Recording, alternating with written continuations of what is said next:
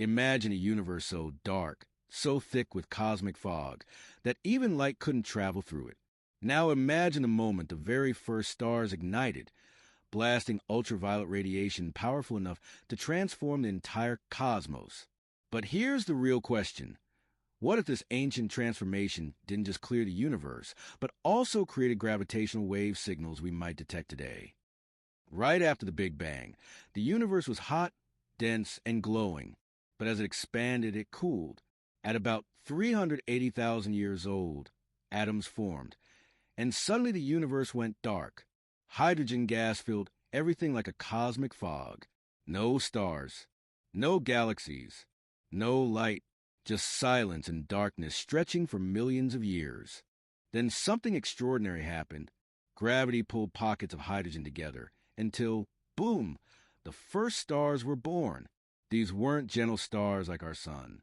They were massive, hot, and short-lived, blasting intense ultraviolet radiation into the fog around them.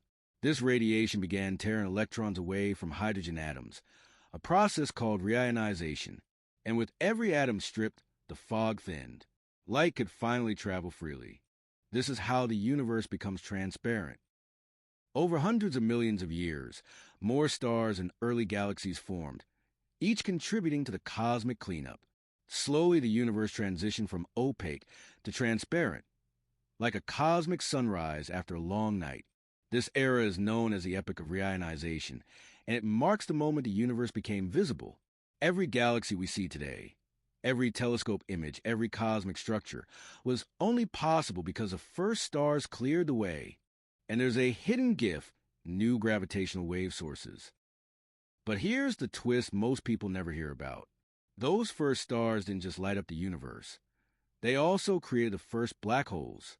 When these giant stars collapsed, they formed massive black hole seeds.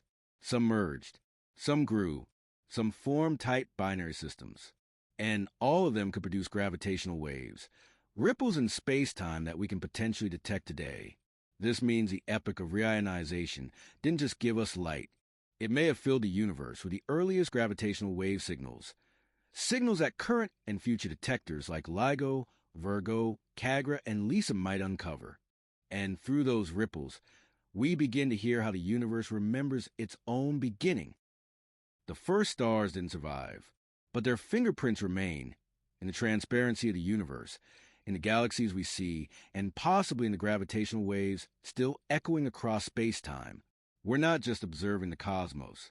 We're listening to its oldest memories. If the universe still carries the whispers of its first light, what ancient stories are we about to uncover next?